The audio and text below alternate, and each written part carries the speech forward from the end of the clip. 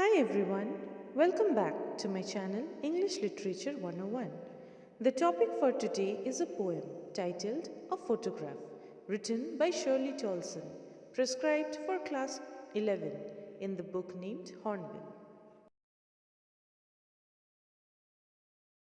Before starting with the poem, let us know something about the poetess. Shirley Tolson, born on June 18, 1924, in United Kingdom, was an esteemed British poet, author, and teacher. Tolson's writing career began in the 1950s when she published her first collection of poetry, titled Whispers from the Heart. Throughout her career, she continued to produce extraordinary works, including several highly acclaimed poetry, such as Silent Echoes and Whispered Secrets. She died on 23rd September 2018. So, without any further ado, let's begin with the poem.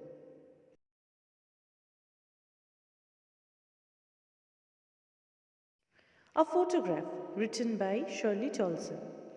We, being a human, have a tendency to revisit old pictures in our galleries, and we tend to miss those moments or certain person or time of our life, isn't it? So, in this poem, the same thing happens. Shirley Tolson recalls her dead mother and her memories while looking at her mother's childhood photograph. The cardboard shows me how it was when the two girl cousins went paddling, each one holding one of my mother's hands, and she, the big girl, some 12 years or so.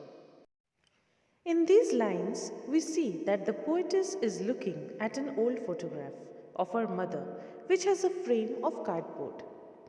Here, cardboard not only refers to the backing or material on which photograph is placed, but it serves as a physical description of the photograph, highlighting its tangible nature and emphasizing its existence as a physical object.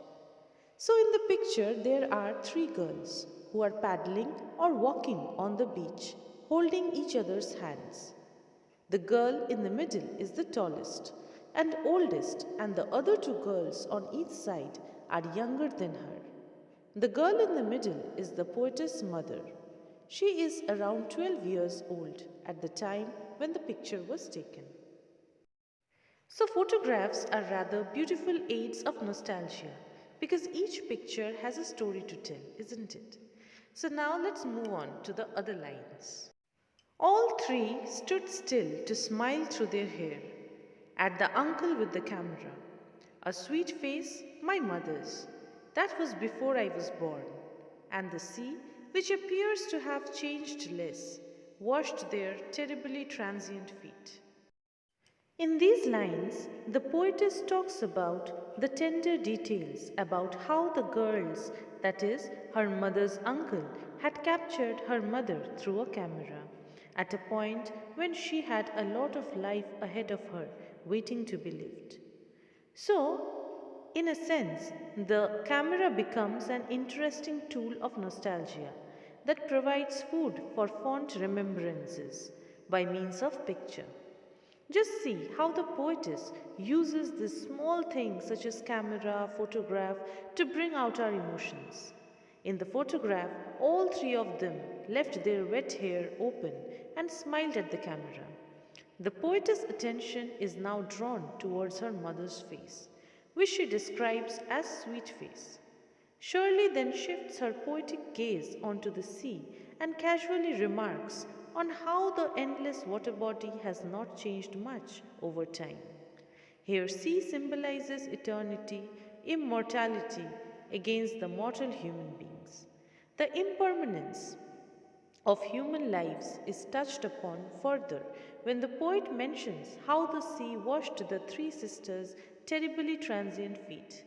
Here, transient refers to the universal reality that every living soul has a shelf life and gradually they have to face death. Some 20, 30 years later, she would laugh at the snapshot. See Betty and Dolly? She would say, and look how they dressed us for the beach. So 23 years later, her mother would laugh at the photograph. She would tell the poetess to look at her cousins Betty and Dolly and how their parents would dress all three of them up for the beach. The sea holiday was her past, mine is her laughter.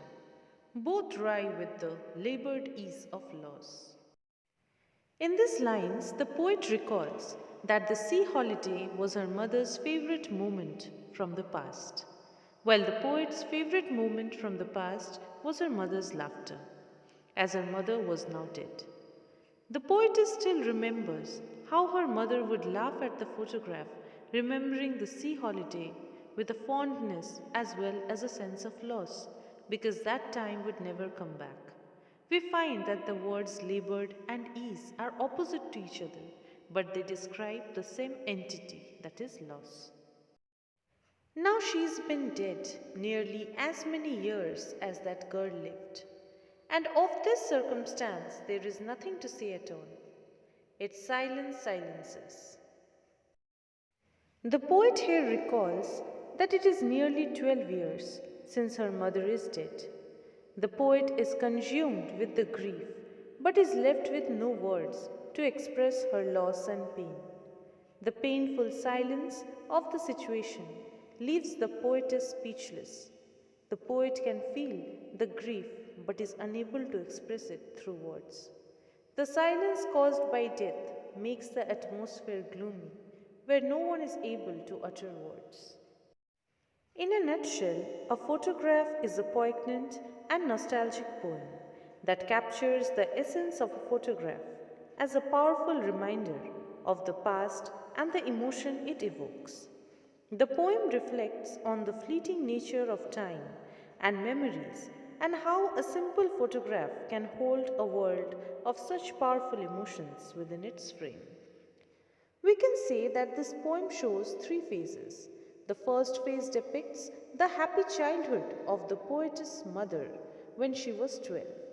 The second depicts the happy moments of the poet with her mother at the beach. The third phase depicts the poet's sadness because of his mother's death.